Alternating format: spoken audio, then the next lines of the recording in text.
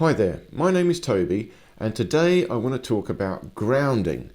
Everyone goes on about grounding now, but I've got a very different idea about it, and I hope to share that with you today, because grounding is really all about ether physics. It's a totally different type of science. It's not mainstream science at all. Of course, mainstream science would laugh at this, but the ether is Tesla's science, and it's the real deal. It's the real deal, and it requires some serious thought put into it. And the ether really is a pure fluid field. The universe is made of this one pure fluid field of ether, or chi, or life force, prana, spirit. And everything in the universe comes from this. The manifest universe, and I've got these crystals still out here because I've just done a talk on, I've done one of my other parts of my course on energy healing, so I left it out because I quite like having it here. But this you can think of as crystallized ether. The material universe is a crystallization of this pure fluid field. And so we've got what it feels like. We've got a division. We've got a material world, and then we've got this mysterious metaphysical world. But they're really one and the same thing. The metaphysical universe, the ether, crystallizes into the physical universe, matter. But they're one and the same thing. They're all just pure fluid energy.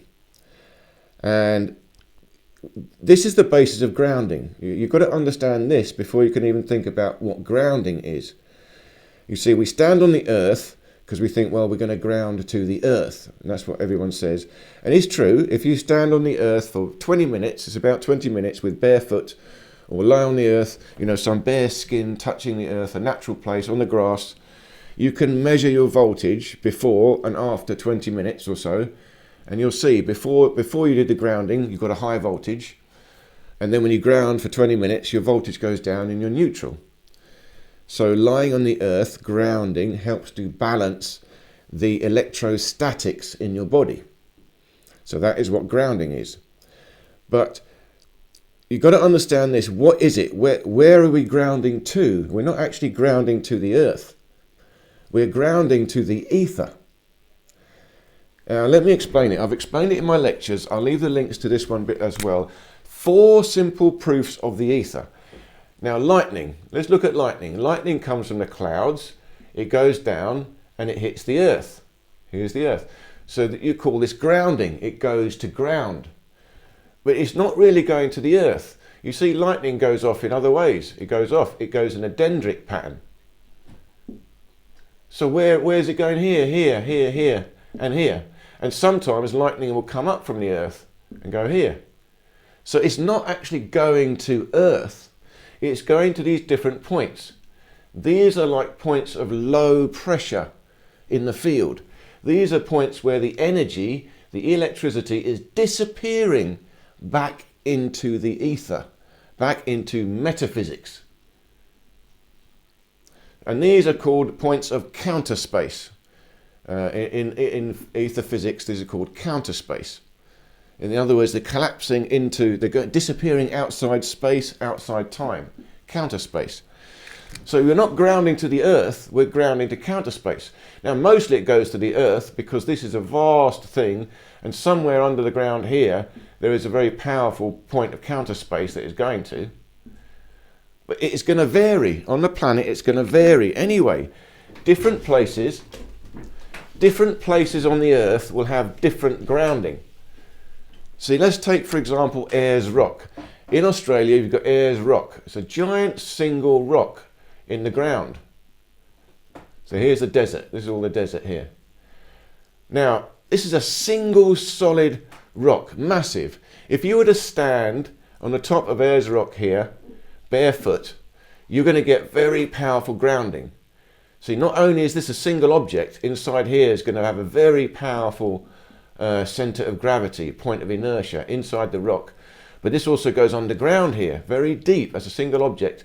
And this will connect to a very deep point of inertia in the ground. So standing high up, you're higher up, on top of this rock is going to give you better grounding than if you were standing on the side here. You're standing on the side, on the desert. You might think you get better grounding here because you're lower down, closer to the earth. But you're not. You're getting better grounding here because this object itself is big enough and has its own point of inertia, its own point of counter space. This is where gravity is collapsing inwards, but it's also a single object. So the conductivity of this thing is uniform. In here, the conductivity is all different. So again, there's different points of counter space depending on the conductivity of the Earth. So grounding is not clear cut. It's not that simple. There's a lot going on. And in the modern world we're living in a we're living in a block of flats, aren't we? Block of flats. We're not living on the ground down here on the Earth, we're living up here. We're in our flat. So how do we ground in a block of flats? Well, you can connect to the floor connects to the walls go down into the foundation, that goes into the earth. There will be some grounding through the block of flats. But here on the ground, you're on concrete, and sometimes there's a tunnel underneath you. So there's going to be limited grounding here. The best grounding is if you can get a really nice deep bit of earth. Natural place, you're going to get the best, deepest grounding. So everywhere is going to be different. That's the first thing to understand. Everywhere is going to be different. But here's the thing. There is one place that is always the same. One place that you can ground to, it's always the same. It's inside you. Inside you. Here's your body here. And what you've got three main energy centers. There's one here in your belly. One energy center here. And this is like your battery.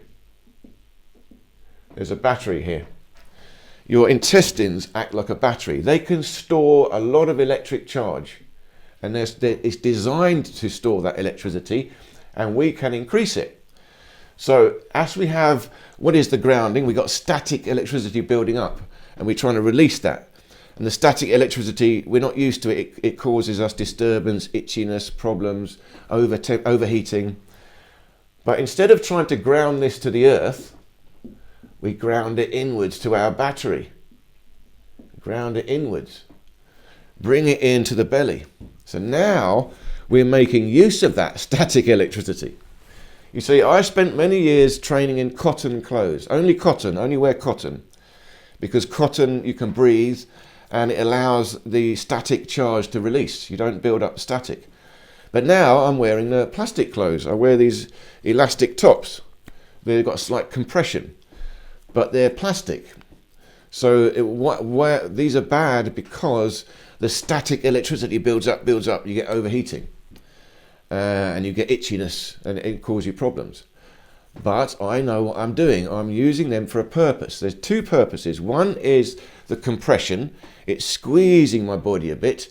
And it's because it's squeezing my body, I have to expand my body. It forces me to expand my structure against it. It's giving me a bit of resistance. And I've actually got a proper compression suit I wear occasionally. It's much tighter, so I don't wear it very often because it's hard work to wear it. I have to really stretch against it, so I don't get crushed in. I've got to stretch against it. It's forcing me to train. And of course, wearing these plastics, the static electricity builds up. I'm building it up. But when I build up the static electricity, I want to build it up. And I bring it to my belly here. So you have your heart center here. This is the seat of your soul. And there's another one up here, the seat of your consciousness. This is a slightly different energy. This is moving towards more metaphysical. This is emotions. This is physical, pure electrostatics, electric current. This is electricity. That can handle a lot. You see, it's the same electricity that goes through the wall, this plug socket. And I train that as well. I would train, and I've done this once before, but I would train such that I could take my finger, stick it in the plug, and I'll get electric shock. It charged me up. I can handle the electric current because I've trained my whole bone structure, my tendons, to handle the tension. That electricity will create tension in the muscles. That's what an electric shock is. You get an electric shock and you fly away. You're flying away because all the muscles tense up and it makes you jump. But if you trained your body enough and you've trained your chi enough that you've got a strong battery here, I'm just going to charge myself up. I take it into my belly. Now, I don't recommend this, and I don't do it, but I have done it once before, accidentally put my hand in a light bulb and got an electric shock, and I was fine. And there's these fairground things, you can see them in a fairground, they've got two handles, you hold them, and then they give you electric shocks, go up, up, up, up. So if ever I see one of those, I always have a go. It was years ago I did one, but you know, you get to the end and you go, oh, is that it? Because I've gripped my whole body to handle the electric shock. I also wonder what would happen if someone gave me a taser. Would I be able to handle it? And that's what I'm training for. I'm training to handle large quantities of electricity flowing through my body. So I'm training for this.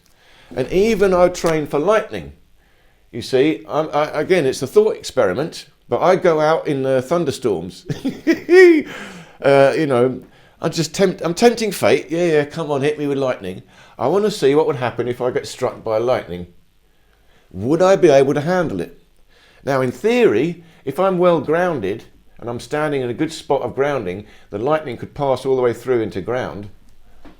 But because I want to get it to go to my Dantian here, this is called the Dantian. In the Tao, in the Qigong, they call this the Dantian, the sea of Qi. It's the place where all your Qi, your electricity can build up. It's a battery. So, and even in a thunderstorm, you see there's electrostatics in the air. There's loads of it in the air. Lightning only appears when there's a certain amount, there's enough electricity that in order to release it, it will ionize the air. It creates a plasma and goes through the air. But without electricity, there's still the static charge. So go out in the thunderstorm, you're getting static electricity, building up, collect it in your belly. That is Qi. And they know that after a rainstorm or thunderstorm afterwards, if you go out and do your Qi, your breathing, there's a lot of ionization in the air. You want the ions, ionized air. And I also I have an ioniser. You can buy these ioniser. I sleep with an ioniser, you know, falling on me. So all night long I'm getting negative ions. Very, very good stuff. And I've actually got the most powerful ioniser ever made commercially in China. I don't think you can buy it anymore. It's too dangerous. If you touch it, you get electric shock. It's so dangerous. But I want that most powerful. And it was designed by a Qigong person. They were trying to develop a Qi machine to build Qi. So they had the same idea as me. So it's extremely powerful ionized air. And it's low ozone. Because we actually don't want ozone, not too much ozone. You just want the ions. If I can find it, I'll leave the links below. You might still get it on eBay. But I can't recommend it because I wonder why it's stopped being produced. Probably because it's dangerous.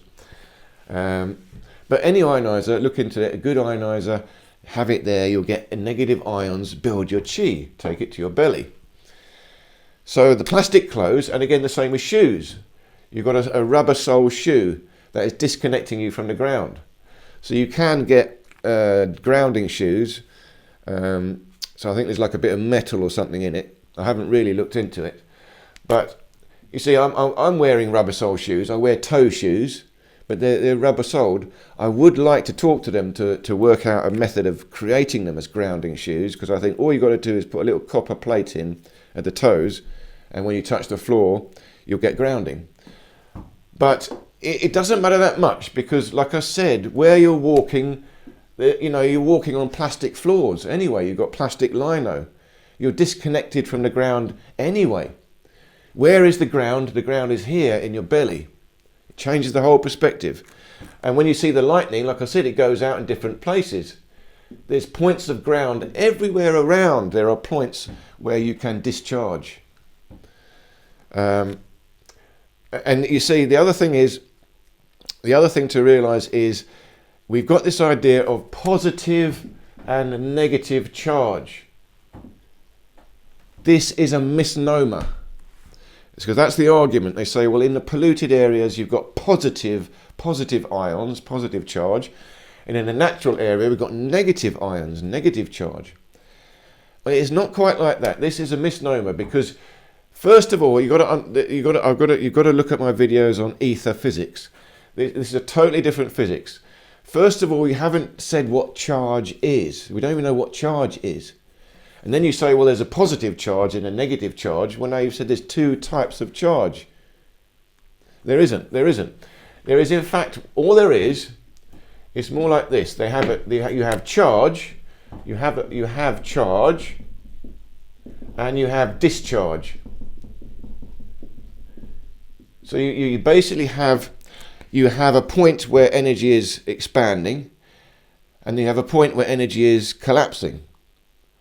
So you see this lightning is moving from a point of charge to a point of discharge, a point of inertia, a sinkhole, counter space, charge to discharge. They're not two separate things, you see. And charge, what is charge? Charge is simply the appearance of a potential out of the ether. It's a dynamic appears. So this energy appears from the ether and disappears back to the ether. Again, very deep. It takes a while to get your head around this.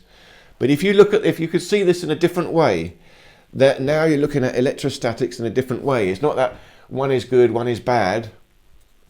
They both got a purpose. They both got a purpose. And you need to be able to balance these things. So it's a different idea of what grounding is. But saying that, it's a good idea always to ground yourself. Walk on the earth barefoot, lie on the earth if you can with your hands. Now I sleep on the floor, so I'm wearing my plastic clothes now. They're warmer, that's the other reason they're warmer. It's like a wetsuit. If you go diving, you wear a wetsuit. Well, you can't breathe in that. That's completely sealed, it's completely insulated. But you're warmer, it keeps you warm because you can't breathe. It encloses your when you're wearing plastic clothes, it's enclosing your aura. Now you're disconnected from the outside world. The charge or the discharge can't get in. All that's happening is what's going on inside. So you've got to understand that. If you don't know what you're doing, this can give you trouble. But if you do know what you're doing, you can optimize this. But you see, my hands are still bare. I always got bare hands, and sometimes I'll have bare feet. So even if I'm wearing plastic clothes, I'm still grounding from the hands and the feet. And that means I'm forcing the electricity out that way. I'm forcing it through my body. Because it can't get out this way, it can only get out through my arms and legs. So I'm using it to optimize the flow of energy internally. And furthermore, there's one more thing to understand about grounding. See, again, grounding is about an electric current.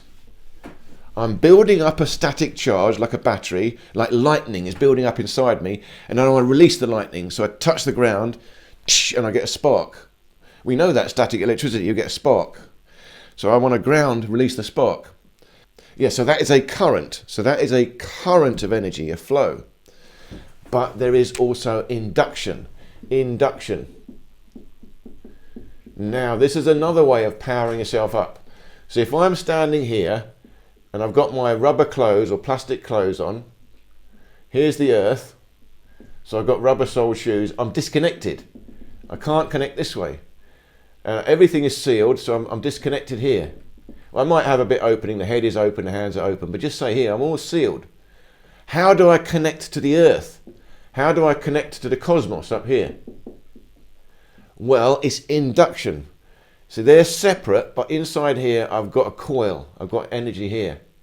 Down here is another coil, another energy here.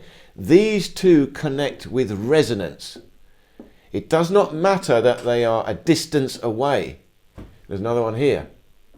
It doesn't matter that they are distance away. I'm tuning in with resonance.